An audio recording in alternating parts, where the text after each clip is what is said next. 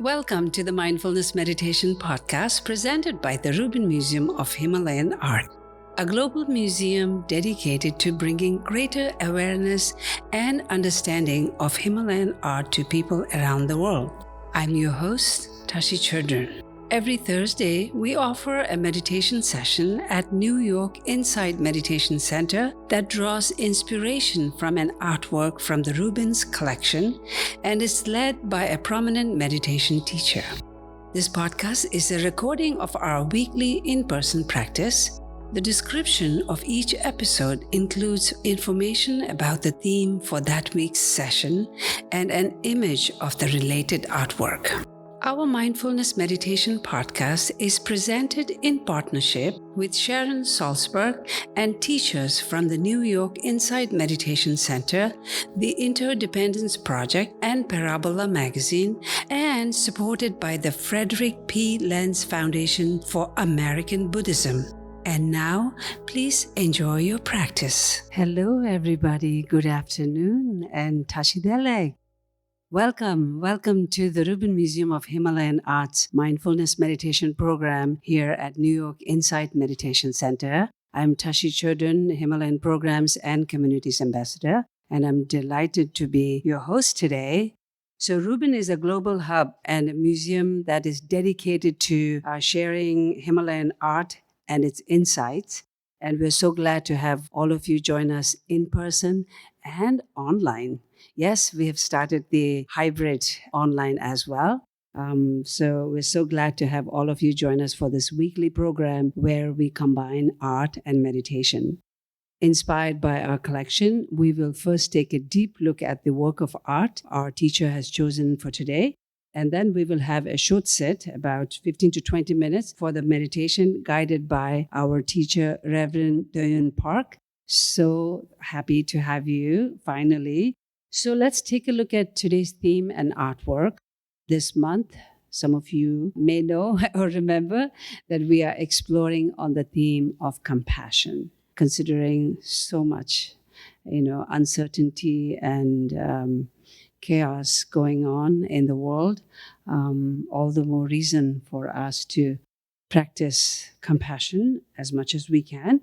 And the art connection for today's session, which is handpicked by our teacher amongst a list of art that we sent, is this beautiful sculpture of Bodhisattva Avalokiteshvara, known as Lokeshwara Padma Pani in Sanskrit, that it means lotus holder. And in Tibetan, he's known as Chenreg Zik, the Lord of all-seeing, or sometimes referred to as the all-seeing Buddha. And this is dated 13th to 14th century, gilded copper alloy with semi-precious stone inlay. And this is about 16.5 into 6.5 into 2.78 inches. So it's a one-of-a-kind, beautiful sculpture. The connection to the theme for the month of compassion, Avalokiteshvara demonstrates infinite mercy and loving kindness to all sentient beings. And as we behold Avalokiteshvara, let us reflect on how we can more fully express compassion to others and ourselves, especially where there is war and suffering going on. And when we talk about giving rise to compassion, it is nothing we need to find from outside. Teaching says that it is within each of us. The seed of compassion is within us. We just have to give rise to that compassion. Now, Avalokiteshvara is the bodhisattva of boundless compassion who has vowed to remain in the cycle of rebirth throughout time to work for all sentient beings' benefit. In the Tibetan culture, we believe that His Holiness Dalai Lama is the emanation of Avalokiteshvara.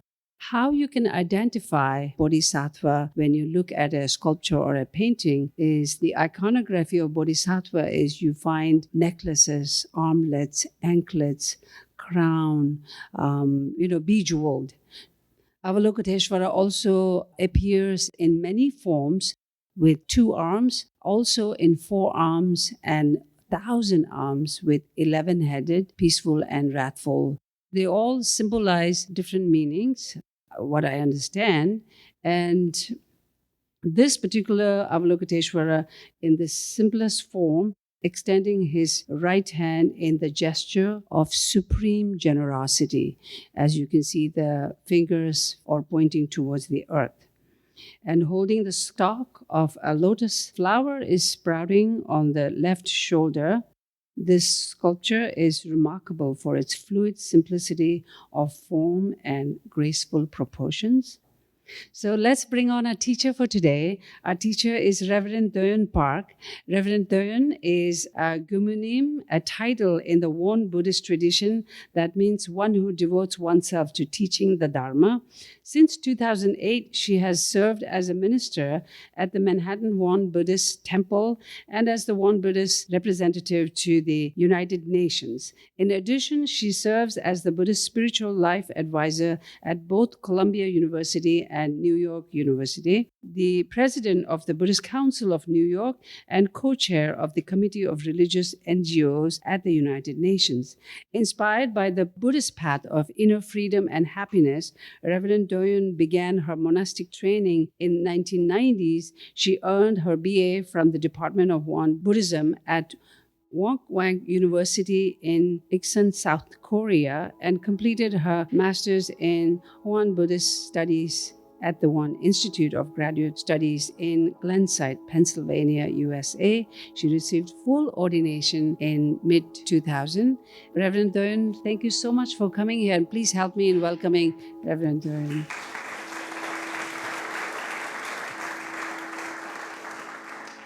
Thank you, dear Tashi, for your generous introduction. And I'm so happy to be here to spend this time, and especially with this presence of Avalokiteshvara here. So when Tashi sent me this artworks and then kind of asked me to pick one, and I was looking all different kind of arts, and the moment I just saw the name Avalokiteshvara, it's like, this is it. So I guess for me, as you all heard from Tashi, Avalokiteshvara, in Korean we say Kwanum, or Chinese or Japanese or Kwan-in, something like that. And then it literally means one who hears the cries of the world. And I remember in my training years, my teacher often say, meditation is more like Buddha's mind. You are cultivating the Buddha's mind. And compassion will be you're practicing Buddha's actions. So I remember always my teacher emphasized that, you need to cultivate this, meditation and compassion in your actions. And then, actually this artwork was actually somewhat new to me to see this. Because when I think of the Avalokiteshvara, we call the Bodhisattva of great compassion. And often in Chinese, or maybe because I'm from Korean culture, we see this Avalokiteshvara in a very peaceful, beautiful female form with many arms and many eyes that symbolizing this, the ability to see and respond to the suffering of others. So having all the arms and different eyes, and always, hearing the cries of all sentient beings out there. So whenever this Avalokiteshvara hears the cries, then out there, it's not ignoring it, but just go out to respond with a skillful means and compassion out there. So I guess it is our very clear understanding that in a Buddhist practice, we do all the practice to cultivate, again, through the meditation practice, we cultivate very still, calm, serene mind, and where we can find the compassionate actions from that stage of the stillness. And actually, I just brought this lotus flower. We recently had our Buddha's birthday celebration. In Korean culture, we celebrate Buddha's birth with lotus flower. And this is paper that I made, handmade at my temple. And this lotus flower, as many of you know, it's a reminder for us to see, just like lotus coming out of the muddy water, we are living in this samsara. Basically, we're going through all the sufferings and all the pains and stress in our day-to-day life. And yet, through our spiritual cultivation, we can have the flower with the beauty. And then that really represent, I guess, the compassion here. With the symbol of lotus flower, we can really take this moment to cultivate our inner compassion, our inner Avalokitesvara. I'm so glad that Tashi mentioned that, yes, when we think about Avalokitesvara, you can think of all these statues or the images out there, but it really is coming back to our inner heart, because we do have this heart to hear and to care, to love all other people out there, including ourselves. So I guess today maybe we can do a little bit of practice together as well. So I will do short kind of guided meditation. You can find some comfortable sitting. Allow your spine to gently lengthen, shoulders soft. You may roll back your shoulders. Your hands resting where they feel at ease. Gently, you can close your eyes or open them halfway with your gaze resting on the floor. Take a deep breath in and a long, slow breath out.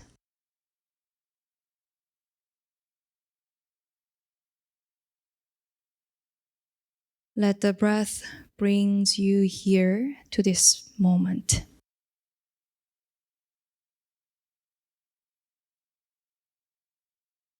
Let us take a few moments simply to arrive.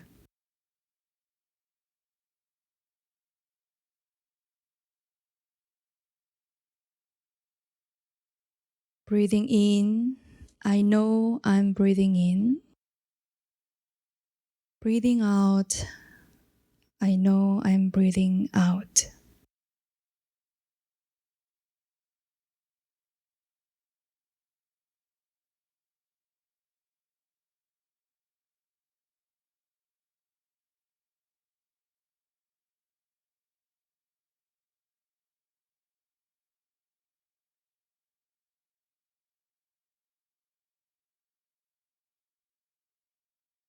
Now bring your awareness to the center of your chest, your heart space.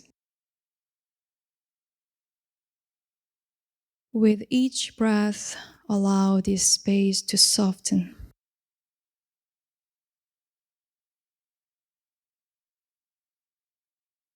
Imagine that with every inhale, you are listening inwardly. And with every exhale, you are offering compassion.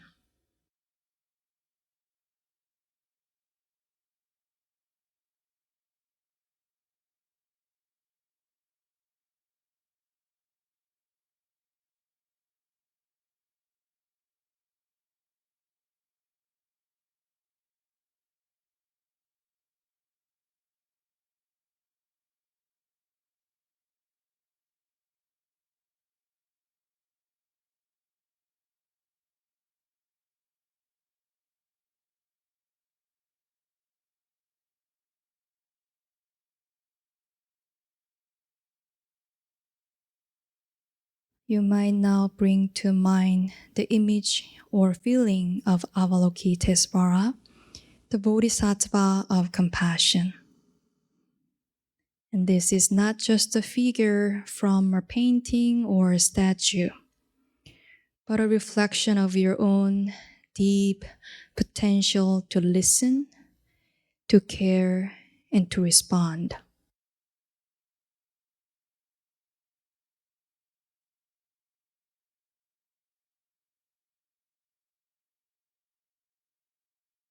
Perhaps you imagine a serene face with a gentle gaze,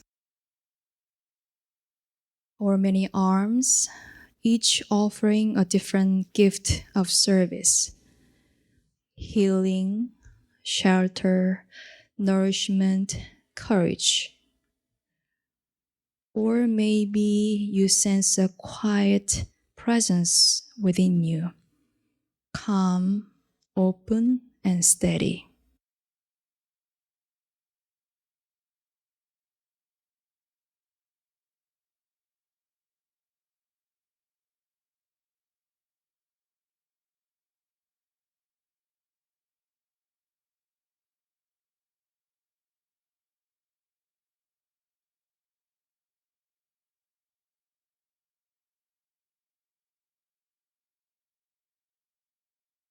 And this is the compassion that listens not only to others, but also to your own hearts.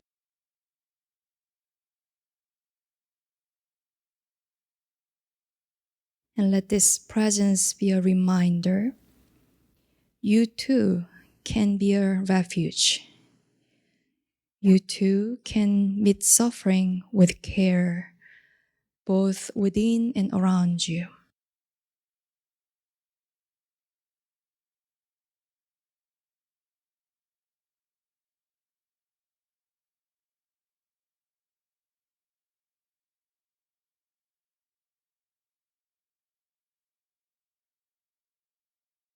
If you like, you can silently repeat a phrase to anchor your awareness. May I listen with a compassionate heart.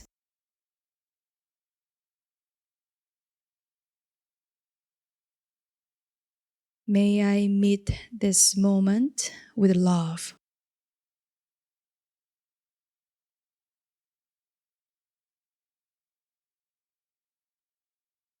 May I be a vessel of understanding.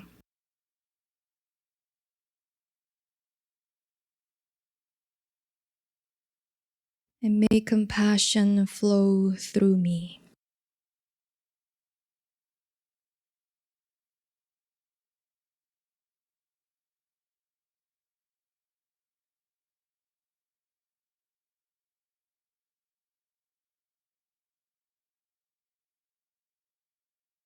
And for the next few minutes, remember with your inhalation, you listen. With exhalation, you offer compassion.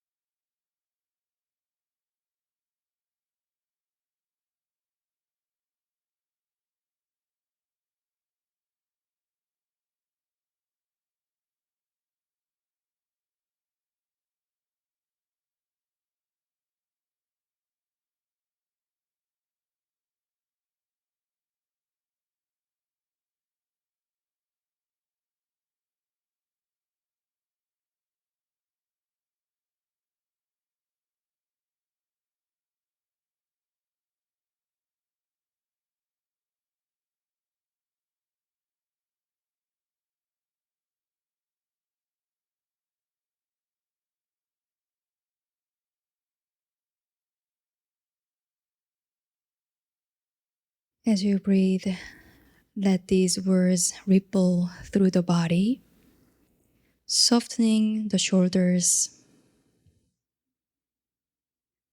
relaxing the jaw, and widening the heart.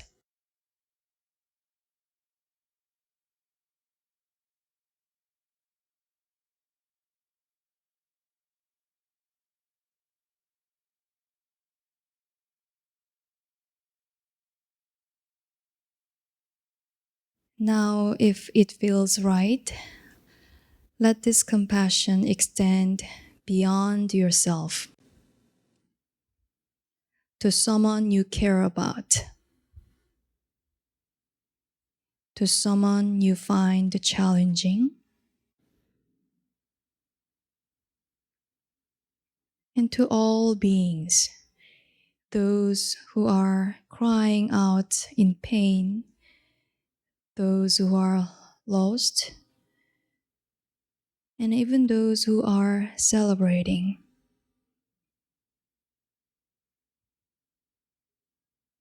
With each breath, you can recite inwardly, may you be well, May you be safe.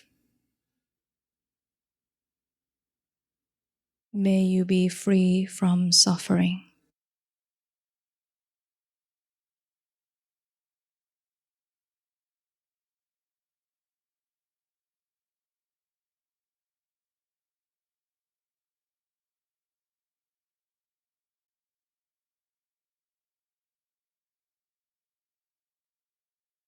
May you be well. May you be safe. May you be free from suffering.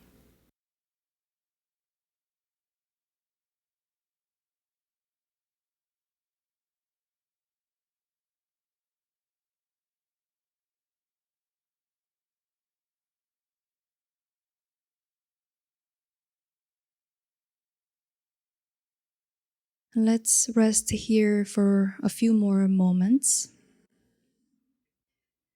not needing to fix anything, just listening and letting the heart remain open and the breath steady.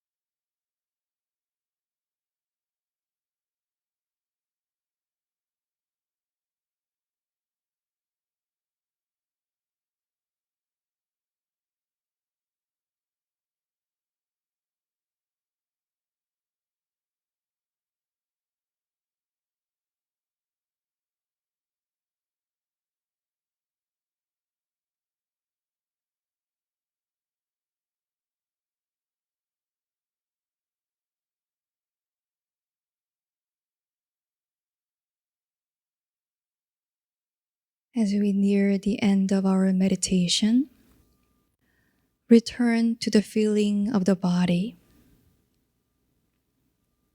noticing the breath, the sounds around you.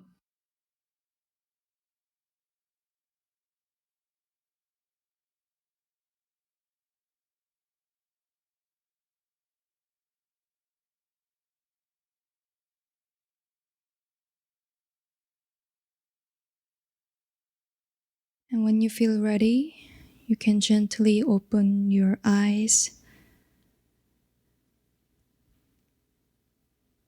You may join your palms together and then bow. Bow inwardly to yourself for your presence, for your practice, and for your heart.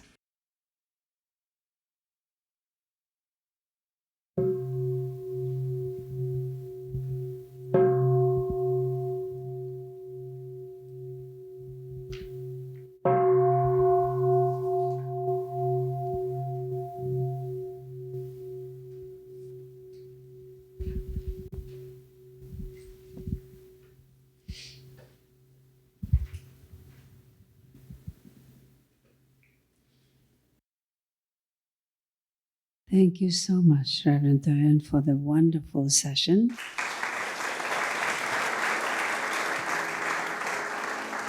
That concludes this week's practice. To support the Rubin and this meditation series, we invite you to become a friend of the Rubin at rubinmuseum.org/friends. If you are looking for more inspiring content, please check out our other podcast, Awaken, which uses art to explore the dynamic paths to enlightenment and what it means to wake up.